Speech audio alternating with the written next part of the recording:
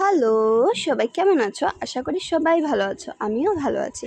আজকে আমি তোমাদের সাথে বান তৈরি করলাম, সেটাই শেয়ার করব। তো চলো দেখতে থাকো আমি কিভাবে বানাই। তো ফার্স্টে আমি আধা বাটি দুধ নিয়ে নিয়েছি, তারপর 2 চামচ চিনি দিয়েছি, তারপর সামান্য নুন আর 2 চামচ ইস্ট দিয়ে সুন্দর করে হুইস্ক করে নেব। আর দিয়েছি কেসার কালারের জন্য।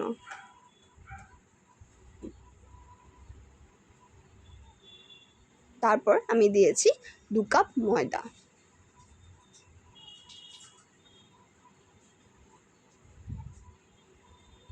এখন আমি হাতের সাহায্যে সুন্দর করে মেখে নেব।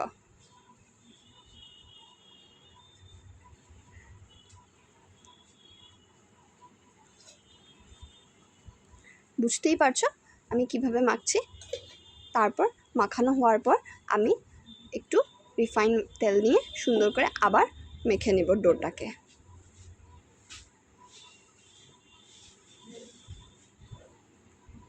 উপরটা সুন্দর করে আমি মোলায়েম করে নিলাম। এখন আমি এটাকে দেখতে থাকো প্রসেসটা আমি কিভাবে করছি। এখন আমি এটা 4 ঘন্টার জন্য এয়ারটাইট করে ঢাকা দিয়ে রাখছি। 4 ঘন্টা হয়ে গেছে, দেখো আমার ডোটা কতখানি ফুলে গেছে।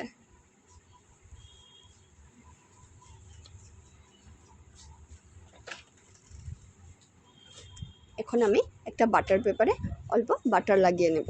আর তোমাদের যদি আমার রেসিপিটা আপ টু ভালো লাগলো তো একটা লাইক কমেন্ট শেয়ার করে আমার পাশে থেকো। আর যারা নতুন দেখছো আমার ভিডিও, প্লিজ আমার চ্যানেলটাকে সাবস্ক্রাইব করে লাইক কমেন্ট করে নতুন নতুন ভিডিও পাওয়ার জন্য আমার পাশে থেকো।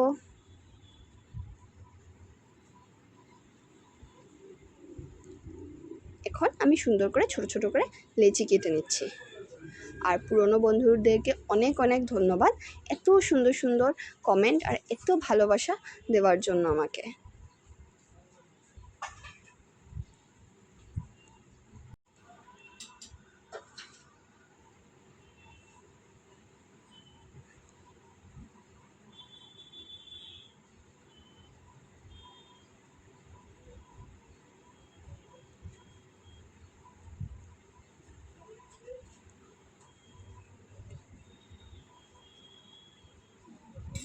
দেখো আমার লেচিগুলি তৈরি হয়ে গেছে। এখন আমি কড়াইতে এটাকে চুলায় বসিয়ে দেব।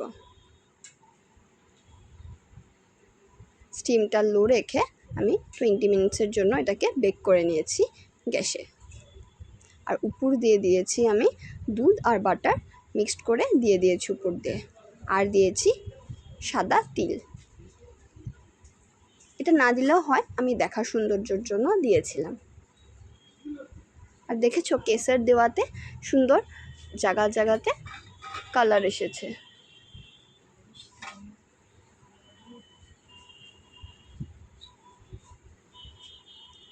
এখন এটা 20 মিনিটসের জন্য বেক হতে থাকুক।